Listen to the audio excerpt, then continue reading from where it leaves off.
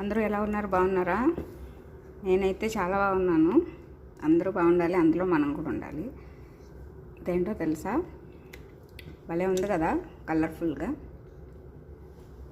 ఇదేం లేదండి, వెల్లుల్లిపాయలు ఉంటాయి కదా, ఇగో నేను ఇలా 3 వెల్లుల్లిపాయలు తీసుకున్నాను.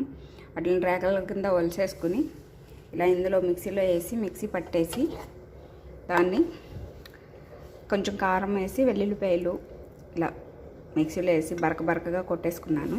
కొట్టేసుకున్న తర్వాత అందులో కొంచెం పసుపు వేసుకున్నా. పసుపు వేసి నూనెలో తాలింపు వేసేసి ఉప్పు వేసేసి ఇలా తాలింపు వేసి ఇలా కారంగా తాలింపు వేస్తా.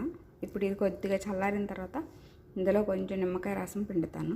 అప్పుడు టేస్టీగా ఎంతో కారంగా ఉండే వెల్లుల్లి కారం రెడీ అయిపోతుంది ఫ్రెండ్స్. మా కారానికి దగ్గు కూడా వస్తుంది. ఎప్పుడైనా కారంగా తినాలని అనిపించినప్పుడు మనకి